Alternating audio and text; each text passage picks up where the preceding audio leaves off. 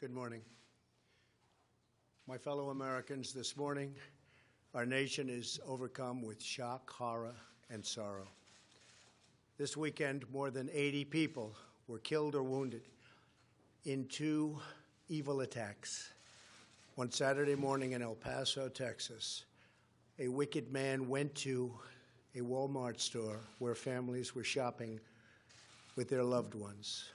He shot and murdered 20 people and injured 26 others, including precious little children.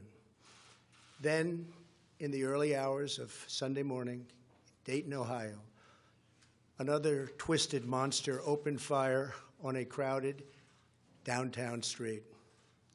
He murdered 9 people, including his own sister, and injured 27 others. The First Lady and I join all Americans in praying and grieving for the victims, their families, and the survivors. We will stand by their side forever. We will never forget.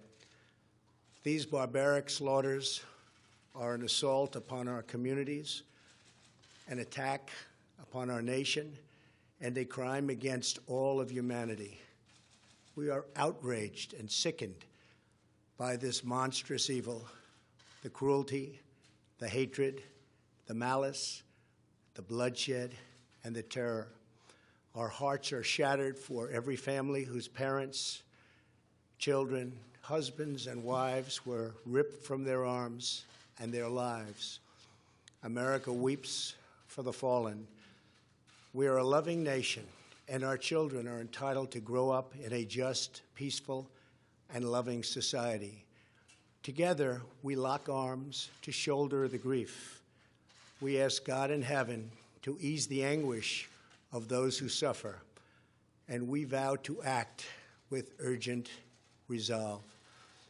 I want to thank the many law enforcement personnel who responded to these atrocities with the extraordinary grace and courage of American heroes. I have spoken with Texas Governor Greg Abbott and Ohio Governor Mike DeWine, as well as Mayor DeMargo of El Paso, Texas, and Mayor Nan Whaley of Dayton, Ohio, to express our profound sadness and unfailing support. Today, we also send the condolences of our nation to President Obrador of Mexico and all the people of Mexico for the loss of their citizens in the El Paso shooting. Terrible, terrible thing. I have also been in close contact with Attorney General Barr and FBI Director Wray.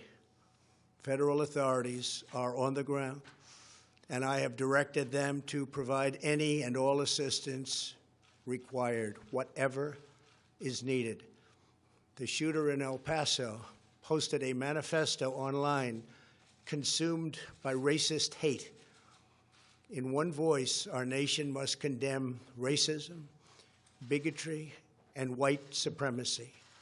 These sinister ideologies must be defeated. Hate has no place in America. Hatred warps the mind, ravages the heart, and devours the soul. We have asked the FBI to identify all further resources they need to investigate and disrupt hate crimes and domestic terrorism, whatever they need. We must recognize that the Internet has provided a dangerous avenue to radicalize disturbed minds and perform demented acts.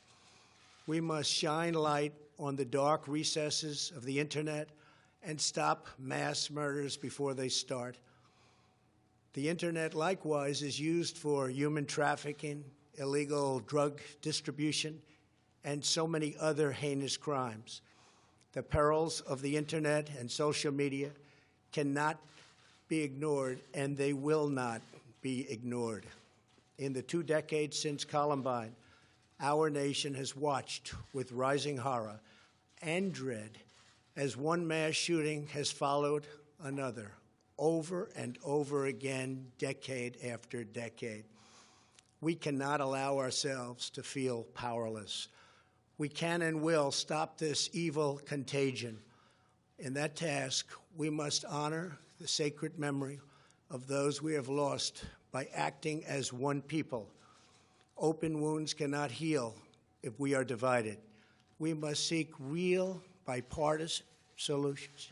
We have to do that in a bipartisan manner that will truly make America safer and better for all. First, we must do a better job of identifying and acting on early warning signs. I am directing the Department of Justice to work in partnership with local, state, and federal agencies, as well as social media companies, to develop tools that can detect mass shooters before they strike. As an example, the monster in the Parkland High School in Florida had many red flags against him, and yet nobody took decisive action. Nobody did anything. Why not? Second, we must stop the glorification of violence in our society. This includes the gruesome and grisly video games that are now commonplace. It is too easy today for troubled youth to surround themselves with a culture that celebrates violence. We must stop or substantially reduce this, and it has to begin immediately. Cultural change is hard, but each of us can choose to build a culture that celebrates the inherent worth and dignity of every human life. That's what we have to do. Third, we must reform our mental health laws to better identify mentally disturbed individuals who may commit acts of violence, and make sure those people not only get treatment, but when necessary, involuntary confinement. Mental illness and hatred pulls the trigger, not the gun. Fourth, we must make sure that those judged to pose a grave risk to public safety do not have access to firearms, and that if they do, those firearms can be taken through rapid due process. That is why I have called for red flag laws, also known as extreme risk protection orders. Today, I'm also directing the Department of Justice to propose legislation ensuring that those who commit hate crimes and mass murders face the death penalty, and that this capital punishment be delivered quickly, decisively, and without years of needless delay. These are just a few of the areas of cooperation that we can pursue. I am open and ready to listen and discuss all ideas that will actually work and make a very big difference. Republicans and Democrats have proven that we can join together in a bipartisan fashion to address this plague. Last year, we enacted the Stop School Violence and Fix NICS Acts into law, providing grants to improve school safety and strengthening critical background checks for firearm purchases. At my direction, the Department of Justice banned bump stocks. Last year, we prosecuted a record number of firearms offenses. But there is so much more that we have to do. Now is the time to set destructive partisanship aside, so destructive, and find the courage to answer hatred with unity, devotion, and love. Our future is in our control. America will rise to the challenge. We will always have, and we always will, win. The choice is ours, and ours alone. It is not up to mentally ill monsters. It is up to us. If we are able to pass great legislation after all of these years, we will ensure that those who were attacked will not have died in vain. May God bless the memory of those who perished in Toledo. May God protect them. May God protect all of those from Texas to Ohio. May God bless the victims and their families. May God bless America. Thank you very much. Thank you.